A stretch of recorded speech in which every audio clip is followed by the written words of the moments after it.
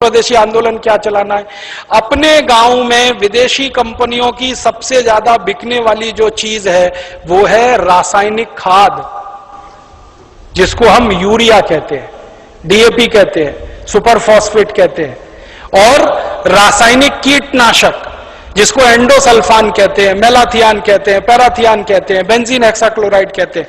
तो ये विदेशी कंपनियों के कीटनाशक और रासायनिक खाद ये किसानों के बीच में सबसे ज्यादा खरीदी जाती है, और एक साल में 4,80,000 करोड़ रुपए की खरीदी जाती है रासायनिक खाद और कीटनाशक। माने हमारे किसान हर साल रासायनिक खाद और कीटनाशक खरीदकर विदेशी कंपनियों को 4,80,000 करोड़ रुपए दे रहे हैं। ये भी हमको बचाना है। तो क्या करना है, किसानों को जब समझाना है जाकर गांव गांव में कि भैया ये रासायनिक खाद विदेशी है, ये मत डालो। तो किसान पूछेगा क्या डालें, तो उससे कहो गोबर की खाद डालो, ये रासायनिक खाद मत डालो। तो किसान पूछेगा जी गोबर की खाद में फायदा कम है, रासायनिक खाद में फायदा ज्यादा है। तो उसको बड़े प्रेम से समझाना है कि गोबर की खाद में ही फायदा ज्यादा है, रासायनिक खाद में फायदा तो बहुत कम है, क्योंकि रासायनिक खाद बहुत महंगी मिलती है। पहले एक कट्टा रासायनिक खाद मिलती थी 70 रुपए में, अब एक कट्टा रासायनिक खाद मिलती है 350 रुपए में, 300 रुपए में, 350 रुपए में, और कभी कभी ब्लैक हो जाए तो 500 रुपए में यूरिया। और हर साल कीमत बढ़ती जाती है। क्यों? क्योंकि ये रासायनिक खाद बनती है उन वस्तुओं से जिनको पेट्रोलियम प्रोडक्ट्स कहा जाता है, और सारे पेट्रोलियम प्रोडक्ट्स जिसको नेफ्था कहते हैं वो विदेशों से आता है। इसका पैसा पूरा विदेश में जाता है। किसानों को समझाइए ये कि बहुत महंगी पड़ती है।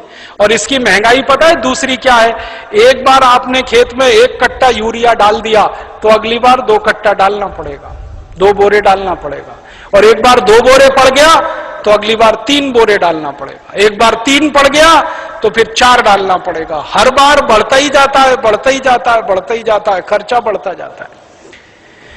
और मालूम है रासायनिक खाद बहुत गर्म होता है। गर्म रासायनिक खाद यूरिया डीएपी आप डालते हैं, मिट्टी पूरी चटक जाती है गर्मी के कारण, तो पानी ज्यादा देना पड़ता है। गोबर की खाद लगा के खेती करें तो गेहूं की फसल लेने में 3 पानी लगता है।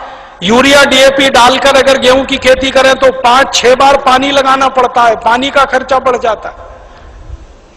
और पानी का खर्चा बढ़ेगा तो पानी तो जमीन में से ही निकालना पड़ता है। जमीन से ज्यादा पानी निकाल के आप खेतों में डालते रहेंगे तो पानी का तल नीचे नीचे नीचे नीचे होता चला जाता है। पहले पानी 25-30 फुट पे मिलता था, अब पानी 900 फुट तक नहीं मिलता खेतों में। तो किसानों को समझाइए कि यूरिया डालने से बड़ा भारी नुकसान है। एक तो हर साल खाद की मात्रा बढ़ानी पड़ती है, खर्चा बढ़ता है।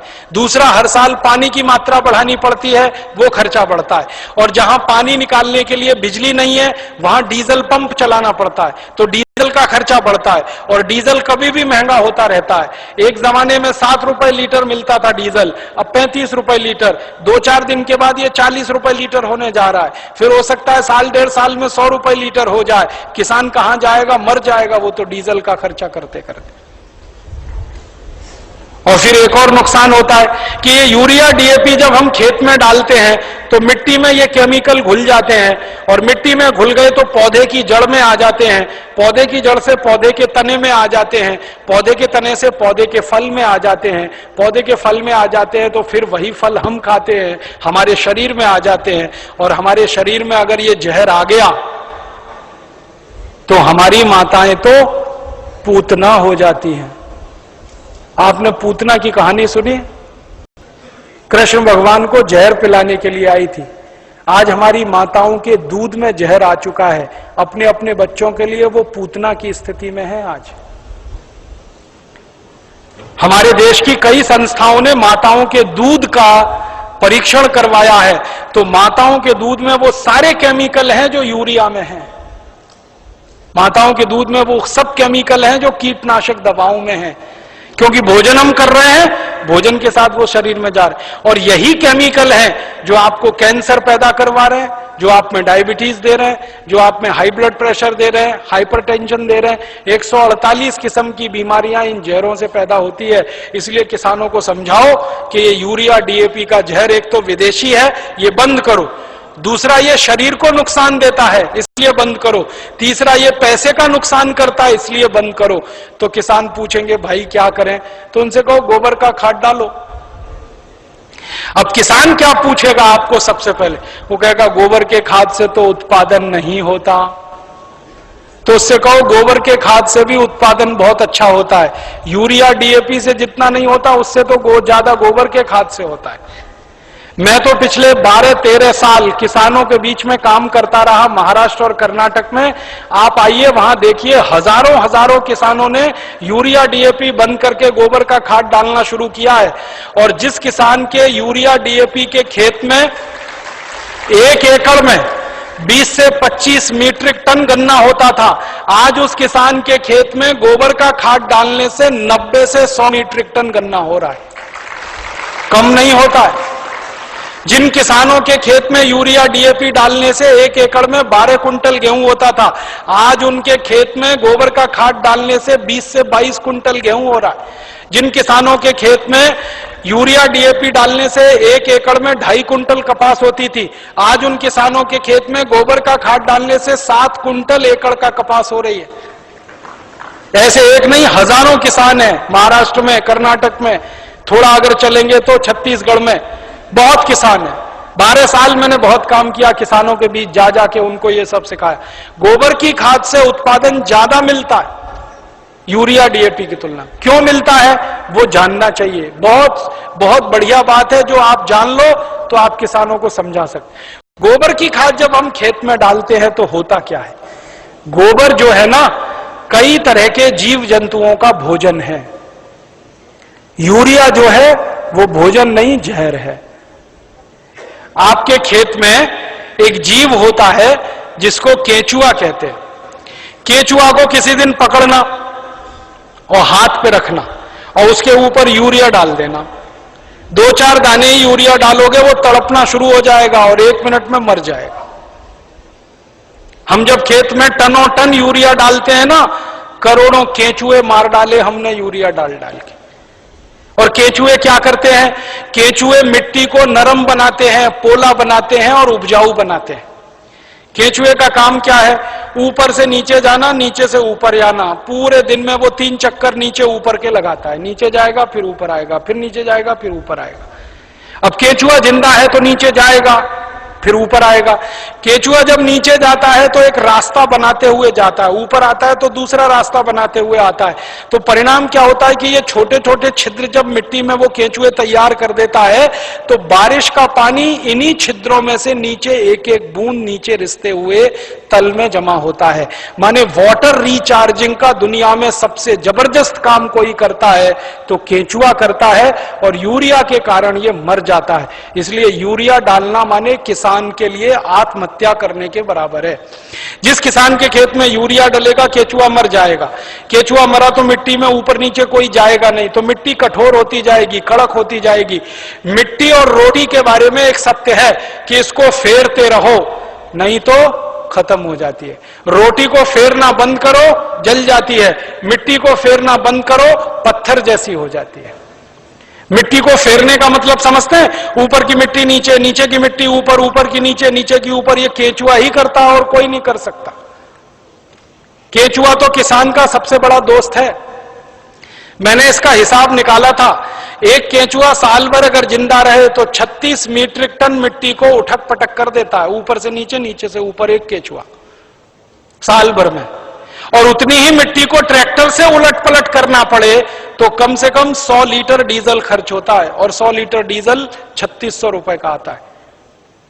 माने एक केंचुआ हर आदमी का 3600 रुपए बचा रहा है।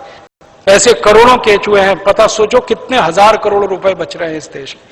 इसलिए गोबर का खाद डालने से फायदा क्या होता है? रासायनिक खाद डालो केंचुआ मर जाता है, गोबर का खाद डालो केंचुआ जिंदा हो जाता है। क्योंकि गोबर केंचुए का भोजन है। केंचुए को भोजन मिले तो वो अपनी जनसंख्या बढ़ाता है। और इतनी तेज बढ़ाता है कि कोई नहीं बढ़ा सकता। भारत सरकार कहती है हम दो हमारे दो, केचुआ नहीं मानता उस बात को। एक एक केचुआ 50-50 हजार बच्चे पैदा करके मरता है, 50-50 हजार। एक जाति का केचुआ तो मैंने देखा 1 लाख पैदा करता है बच्चे।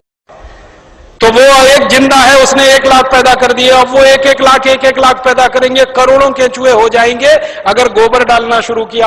और केंचुए ज्यादा होंगे तो मिट्टी फिर उलट पुलट होने लगेगी, मिट्टी में छिद्र बनने लगेंगे, तो बारिश का जितना भी पानी गिरेगा सब मिट्टी में आ जाएगा।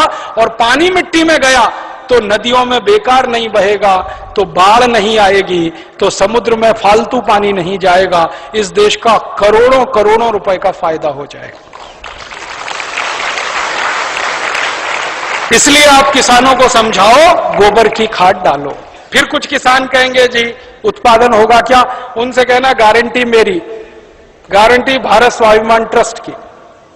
थोड़े दिन में भारत स्वाभिमान ट्रस्ट की तरफ से हम किसानों को कहेंगे कि आप बिंदास गोबर की खाद डालो, गारंटी हमारी, 1 ग्राम भी उत्पादन कम नहीं होगा।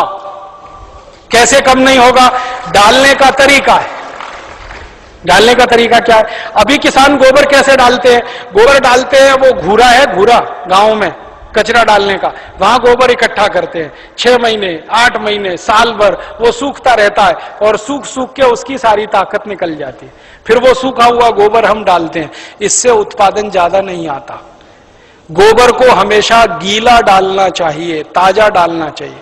गोबर को अगर पानी में घोल के डालो ना तो वही 3 गुना ज्यादा फायदा करता है। तो किसानों को यह समझाओ कि गोबर को सुखा के खेत में ना डालें, उसको पानी में घोल के डालें।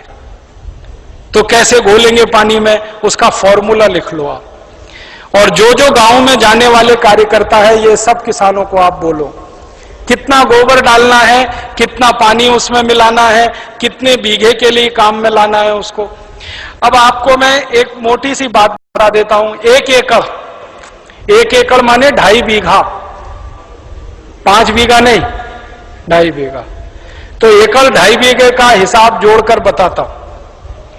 एक किसान को एक बार में 1 एकड़ फसल के लिए कितना गोबर डालना पड़ेगा? गीला करके डालेंगे तो 10 किलो गोबर, बस 10 किलो गोबर, 10 किलो गोबर। फिर से सुन लो, 10 किलो, ज्यादा नहीं बोल रहा हूं, 100 किलो नहीं, 10 किलो गोबर 1 एकड़ के लिए डालना। कैसे? लिख लो 10 किलो गोबर। फिर इसमें चाहिए 10 लीटर मूत्र, जिस जानवर का गोबर उसी का मूत्र। गाय का गोबर तो गाय का मूत्र, भैंस का गोबर तो भैंस का मूत्र, बैल का गोबर तो बैल का मूत्र। अब आप बोलोगे गोबर तो इकट्ठा कर लेंगे, मूत्र कैसे इकट्ठा करें? जानवर जो मूत्र देते हैं ना, जहां पे आप जानवरों को रखते हो वहां पे पत्थर वत्थर लगा के एक छोटी सी नाली बना लो और उसमें ढाल लगा दो। जितना भी वो पेशाब करेंगे वो नाली में आ जाएगा। नाली के आगे खड्डा खोद दो, वो सारा उसमें जमा हो जाएगा, फिर वो ले लो। और मैं आपको एक अच्छी बात बताता हूं, जानवरों के मूत्र की कोई एक्सपायरी डेट नहीं है। 1 साल, 2 साल, 3 साल, 5 साल, 10 साल, 20 साल, 50 साल खराब ही नहीं होता। तो चिंता करने की बात ही नहीं है। तो इकट्ठा होता रहेगा खड्डे में, डालते रहो। तो 10 किलो गोबर, 10 लीटर मूत्र, ठीक है। फिर इसमें मिलाना है लगभग 1 किलो गुड़, आधे से 1 किलो गुड़। गुड़ तो आप सब जानते हो। एक तो गुड़ होता है जिसको आप खा लेते हो, एक तो गुड़ ऐसा होता है जिसको जानवर खा लेते हैं, और एक गुड़ ऐसा होता है जिसको कोई नहीं खा सकता, गीला गीला, पुराना पुराना, काला काला। वो गुड़ खेत के बहुत काम का है। जो सबसे घटिया गुड़ है, जिसको ना जानवर खा सकते हैं ना आपका, वो खेत के लिए बहुत काम का है। तो वो गुड़ ले लो, आधे से 1 किलो। गोबर हो गया, मूत्र हो गया, गुड़ हो गया। अब इसमें लगभग 1 किलो डालना है दाल का आटा। दाल है ना, दाल, अरहर की दाल, मूंग की दाल, उड़द की दाल, चने की दाल, सोयाबीन की दाल, खेसारी की दाल, कोई भी दाल, 1 किलो उसका आटा। 4 चीजें हो गई, गोबर, गोमूत्र, गुड़, दाल का आटा। और इसमें डालनी है 1 मुट्ठी मिट्टी। 1 मुट्ठी में आधा किलो या 1.25 किलो तक मिट्टी आती है। मिट्टी कहां से लानी है? आपके खेत के आसपास अगर पीपल का कोई पेड़ है, बरगद का कोई पेड़ है, तो उसके नीचे से खोद लो मिट्टी।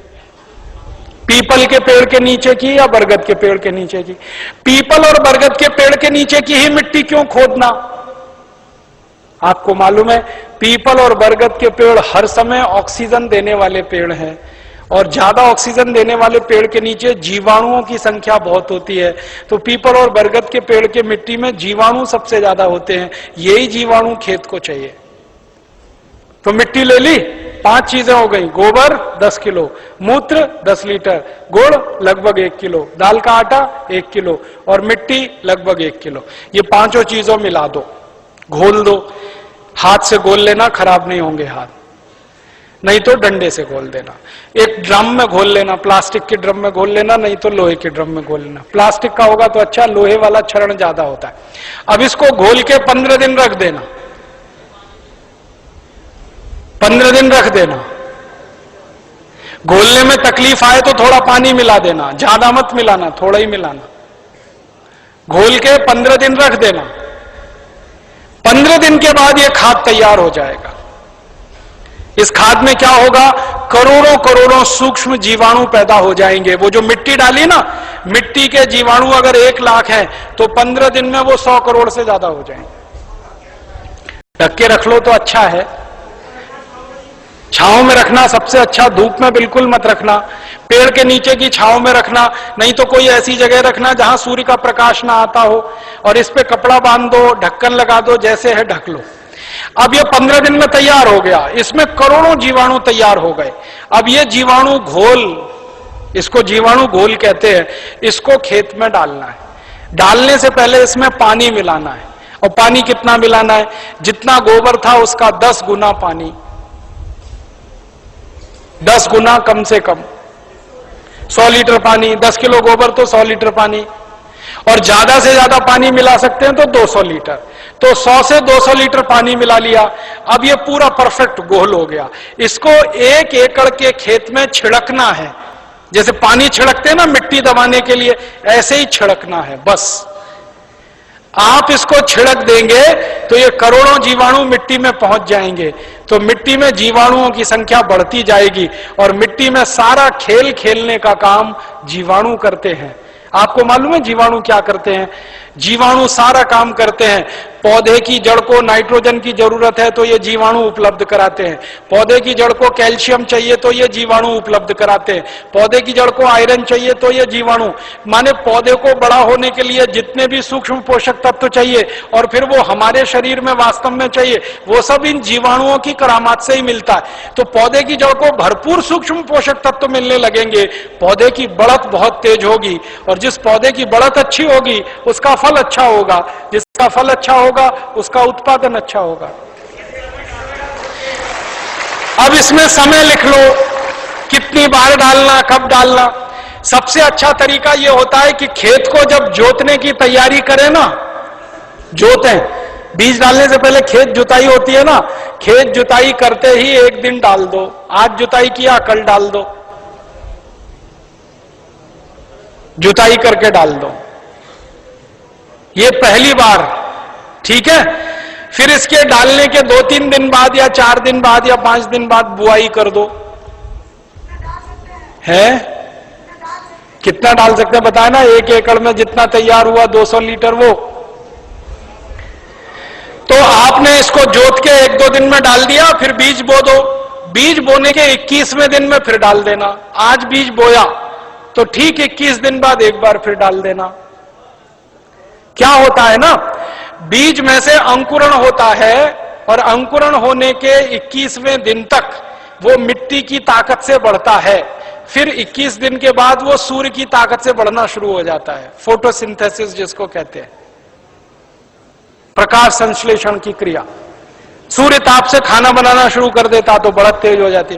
तो और आप मोटी सी एक बात याद रखो कि हर 21वें दिन पे डाल देना। आज डाला, 21 दिन बाद डाला, फिर 21 दिन बाद डाला, फिर 21 दिन बाद डाला। तो एक फसल अगर आप समझ लो 4 महीने की है तो लगभग 5 बार डालना पड़ेगा। कोई फसल 6 महीने की है तो 7-8 बार डालना पड़ेगा। 8 महीने की है तो 10 एक बार डालना पड़ेगा। अब इसमें खर्चा क्या है?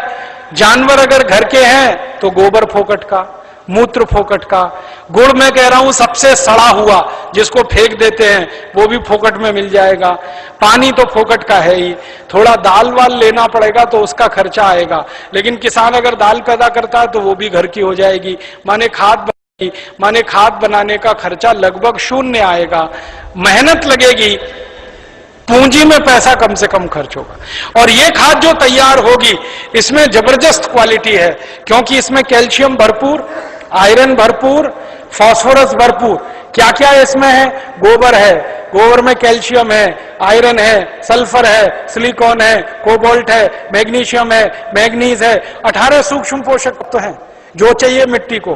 फिर गुड़ है, गुड़ में जबरदस्त फास्फोरस है, गुड़ में जबरदस्त कैल्शियम है, फिर मूत्र में ये सब है। तो जो सूक्ष्म पोषक तत्व हमें चाहिए वही मिट्टी को चाहिए, वो सब इस खाद में भरपूर है, यूरिया में नहीं है, डीएपी में नहीं है, यूरिया में कैल्शियम नहीं है, डीएपी में कैल्शियम नहीं है। और कैल्शियम सबसे प्रमुख आधार है मिट्टी के लिए, क्योंकि खेत में कैल्शियम होगा तो पौधे में होगा, पौधे में होगा तो फल में होगा, फल में होगा तो भोजन में होगा, भोजन में होगा तो शरीर में होगा, शरीर में होगा तो हड्डियां मजबूत, हड्डियां मजबूत तो शरीर मजबूत। ये सारा साइकिल इसी कैल्शियम के उस पे है। तो ये तो गोबर की खाद से ही मिलेगा, यूरिया डीएपी से मिलने ही वाला नहीं है। तो किसान को ये समझाइए आप। अब आपको समझ में आ गया, हर 21 दिन में डालना है, जबरदस्त फसल आएगी। पहली बार जब आप डालोगे ना तो किसान थोड़ा झिझक करेगा, उसको भरोसा नहीं है, विश्वास नहीं है, तो उसको कहना कि भाई तुम डालो, नुकसान तुम्हारा नहीं होगा। मैंने बहुत किसानों का हिसाब निकाला है, खराब से खराब खेत में जब गोबर का खाद डालते हैं ना तो गेहूं का उत्पादन पहले साल की तुलना में थोड़ा ही कम आता है, लेकिन उत्पादन जितना कम आता है उससे ज्यादा खर्चा बच जाता है, तो वो बराबर मामला बैठता है। हम यूरिया डीएपी में खर्चा करते हैं हजारों रुपए का, तब उत्पादन लेते हैं, यहां खर्चा ही नहीं है, थोड़ा उत्पादन कम भी हुआ तो फायदा ही है, नुकसान कुछ नहीं, इसलिए किसी किसान का नुकसान नहीं। और 2-3 साल लगातार आपने डाल दिया तो उत्पादन बढ़ना शुरू हो जाता है, लगातार बढ़ता है। और 10-12 साल में तो कई खेत ऐसे हैं जहां उत्पादन सीधे डबल हो जाता है, 100% की बढ़ोतरी हो जाती है। नहीं, छानने की जरूरत नहीं है, ऐसे ही डालो, उसमें जितना कचरा है सब खेत में जाने दो, क्योंकि कचरे में जीवाणुओं की संख्या और तेजी से बढ़ेगी, छानने की जरूरत नहीं है। अब आप डालोगे कैसे, ये प्रश्न है, तो उसके लिए 4 विधि है। पहली विधि ये है कि सीधे डब्बा लो और छिड़काव करो, खेत पे भरो और छिड़क दो, भरो और छिड़क दो। अब कहोगे जी खेत बहुत बड़ा है, ये तो नहीं चल सकता, तो दूसरा तरीका बताता हूं। खेत में पानी लगाते हैं ना, पानी में डाल दो, नाली में से पानी जा रहा है ना, एक टंकी में भर के ये खाद रख दो, उसमें नल लगा दो, टोटी खोल दो, टपक टपक पानी में गिरता रहेगा, खेत में चला जाएगा। ये दूसरा तरीका। तीसरा तरीका ये है कि अगर किसी के घर में जानवरों की संख्या ज्यादा है तो गोबर ज्यादा होगा उसके पास, तो थोड़ा सा गोबर तो इसमें इस्तेमाल हुआ, बचे हुए गोबर का क्या करेंगे, तो बचा हुआ गोबर अगर सूखा है तो उसको इसी में डाल देना 15 दिन के बाद 200 लीटर पानी मिला के, तो वो गोबर भी गीला हो जाएगा। गीले गोबर के लड्डू बना लो और लड्डुओं को खेत में फेंक दो तो खाद पहुंच जाएगा। और एक तरीका है, खेत में से मिट्टी खोद लो, मिट्टी में ये पूरा घोल मिला दो, मिट्टी गीली हो गई, मिट्टी के लड्डू बना लो, लड्डुओं को खेत में फेंक दो तो खाद पहुंच जाएगा। तो पानी के साथ दे सकते हैं, छिड़क के डाल सकते हैं, गोबर या मिट्टी को लड्डू बना के डाल सकते हैं। और एक आखिरी तरीका है, स्प्रे मशीन अगर अपने पास है तो उसका आगे से नोजल निकाल दो, फिर उससे स्प्रे कर दो। अब इसमें ध्यान ये रखना है कि ये फसल पे स्प्रे नहीं होगा, ये जमीन पे होगा, मिट्टी पे होगा। फसल पे डालने से फायदा नहीं मिलेगा, मिट्टी में डालना है इसको। तो अगर फसल ऊंची है तब कैसे डालेंगे, तब तो पानी लगाओगे तभी डालना सबसे अच्छा है। इसमें एक तरीका यह है कि खेत का मुहाना होता है ना, जहां से पानी घुसता है, वहां एक आदमी को बिठा दो, डब्बा लेके पटकता रहेगा, उसमें पानी के साथ जाता रहेगा और पानी के साथ पूरे खेत में बराबर मात्रा में जाता है और रिजल्ट उसका सबसे अच्छा आता है। और एक तरीका है इसको डालने का, अगर आपके घर में गोबर का वो बनाते हैं ना, क्या कहते हैं उसको, कंडा कहते हैं, उपला कहते हैं, क्या कहते हैं, कंडा उपला जो भी कहते हैं, उसको जलाते हैं। जलाने के बाद राख निकलती है ना, वो राख इकट्ठी कर लो और ये घोल और राख मिला दो और फिर लड्डू बन जाएंगे, फिर खेत में छिड़क दो, तो इसका तो जबरदस्त उत्पादन आता है। क्योंकि जो राख है ना, इसमें कई केमिकल अतिरिक्त हैं जो गोबर और गौमूत्र से भी ज्यादा है। तो ये तरीका समझ में आ गया। हर 21 दिन पे डालेंगे। 4 महीने की फसल है तो 5-6 बार डालना पड़ेगा, 6 महीने हैं तो 7-8 बार। इसी तरह से पूरी खेती होती रहेगी। गोबर किसी भी जानवर का, गाय का हो, भैंस का हो, बैल का हो, बकरी बकरे का हो, गधे घोड़े का हो, हाथी ऊंट का हो, कोई भी हो, सब चलेगा। मूत्र भी किसी जानवर का, ठीक है। और आधा आधा मिले तो वो भी चलेगा। गाय का आधा ले लिया, भैंस का आधा, किसी के पास गाय नहीं हो, किसी के पास भैंस नहीं हो, एक एक भैंस और खेत बड़ा है तो आधा आधा सब मिक्सिंग करके चलेगा। बस एक ही सावधानी रखना कि जो जो गाय का गोबर लो तो वो देशी गाय हो तो अच्छा होगा। जर्सी का फायदा पूरा नहीं करेगा, और जर्सी का ही गोबर है तो उसमें देशी का मिला लेना, नहीं तो कोई फायदा नहीं करेगा। जर्सी गाय है, उसका गोबर है, उसमें देशी गाय का 1-2 किलो गोबर मिला लेना, वो वैसे ही काम करता है जैसे 100 किलो दूध में 1 चम्मच दही डालो तो पूरा दूध दही हो जाता है। वैसे ही 100 किलो जर्सी गाय के गोबर में 1 किलो देशी का डाल दो तो देशी गाय के जीवाणु अपनी संख्या अपने आप बढ़ा लेते हैं। और धीरे धीरे मेरी बात मानो तो जर्सी गाय बेचते जाना, देशी लेते जाना, क्योंकि ये जर्सी गाय के दूध में दम नहीं है। आपको मालूम नहीं है, दुनिया में भारत को छोड़कर जर्सी गाय का दूध कोई देश नहीं पीता। डेनमार्क में सबसे ज्यादा जर्सी गाय है। डेनमार्क वाले दूध ही नहीं पीते। क्यों नहीं पीते? कैंसर होने की संभावना है जर्सी गाय के दूध से। घुटनों का दर्द तो तुरंत हो जाता है, बड़ी बड़ी बीमारियां होती हैं। और जर्सी गाय को एक खतरनाक बीमारी होती है, मैड काउ डिसीज। उस बीमारी के चक्कर में दूध भी उसका प्रदूषित होता है, इसलिए जर्सी का दूध दुनिया में कोई नहीं पीता। डेनमार्क की सरकार तो दूध ज्यादा होने पर समुद्र में फेंकवा देती है। आपको सुनकर हैरानी होगी, डेनमार्क में दूध बहुत है, चाय बिना दूध की पीते हैं सबके सब, क्योंकि वो दूध उनको खराब लगता है। तो जर्सी गाय बेच के देशी लेते जाना। भैंस हो तो उसका तो चल जाएगा, बैल का चल जाए। अब एक आखिरी चीज और बता दूं, उसको आप लिख लो। ये तो हुआ खाद। अब किसान कहेगा कीड़ा लग गया, तो कीड़ा लग सकता है ना, तो उसका भी एक फॉर्मूला लिख लो। कीड़ा अगर लगता है, कीट लगता है, तो उसकी दवा भी हम खुद बना के छिड़क सकते हैं, पैसा खर्च करने की जरूरत नहीं। कीड़ा मारने की दवा कैसे बनेगी? 20 लीटर जानवरों का पेशाब ले लो, गाय का, बैल का, भैंस का, 20 लीटर, ठीक है। ये 1 एकड़ के लिए बता रहा हूं।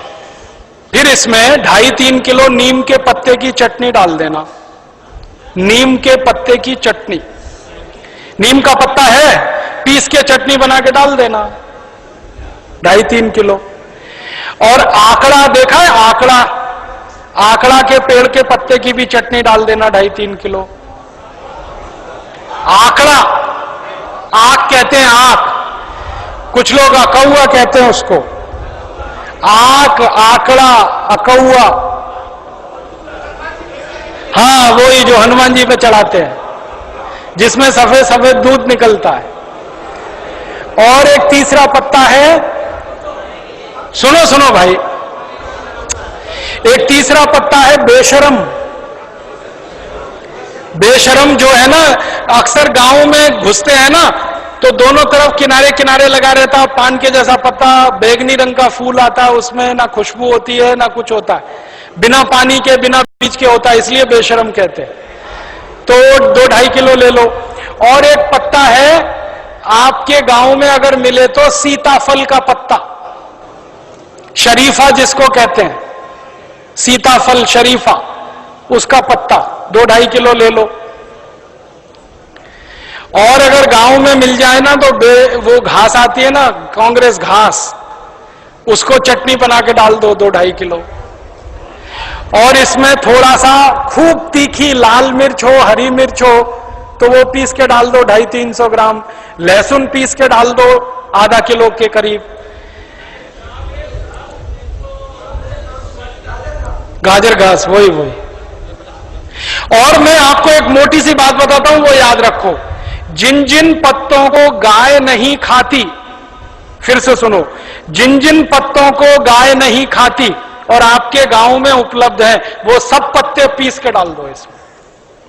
गाय को खिला के देख लो, खा रही है तो नहीं डालना, नहीं खा रही है तो पीस के डाल देना है।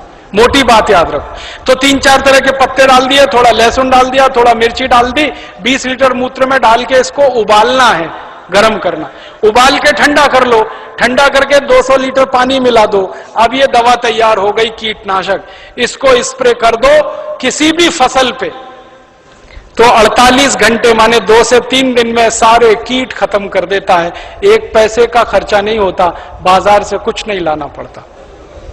ये हर फसल में काम आता है, गेहूं में, चावल में, चने में, दाल में, मटर में, गन्ने में, हर तरह की फसल में ये उपयोग हो सकता है। तो कीटनाशक दवा बनाने का आपको मालूम, खाद बनाने का आपको मालूम। अब यूरिया, डीएपी और एंडोसल्फान गांव गांव से हमें बंद कराना है। 4,80,000 करोड़ रुपए किसानों का बचाना है, 2,32,000 करोड़ रुपए शहर वालों का बचाना है। ये दोनों मिला दें तो करीब 7-8 लाख करोड़ रुपए देश का हम बचा सकते हैं स्वदेशी आंदोलन की ताकत से। और बाहर से जो इंपोर्ट हो रहा है करीब 7 लाख करोड़ का, अगर पक्के स्वदेशी वाले लोग हो जाएं तो इंपोर्टेड चीजें भी बंद हो सकती हैं। 14 लाख करोड़ का फायदा, माने इतना बड़ा फायदा हम पूरे देश को दे सकते हैं अपने स्वदेशी आंदोलन और अभियान से। इसलिए स्वदेशी आंदोलन और अभियान को गांव गांव जाके चलाना है। और आपको इसके लिए उस जमाने में लोकमान्य तिलक ने जैसा परिश्रम किया, महात्मा गांधी ने जैसा परिश्रम किया, विपिन चंद्र पाल ने जैसा परिश्रम किया और क्रांतिवीरों ने जैसे परिश्रम किया, वैसा ही परिश्रम आपको करना है। ताकि क्या होगा, जैसे आज हम लोकमान्य तिलक का नाम याद रखते हैं अपने देश के लिए, अपनी सभ्यता के लिए, अपनी आजादी के लिए, वैसे ही आपका नाम आने वाली पीढ़ियां याद रखेंगी इस देश के दूसरे स्वदेशी आंदोलन के लिए। ऐसा कहकर मैं आपका आभार व्यक्त करता हूं, बहुत बहुत आपको धन्यवाद देता हूं।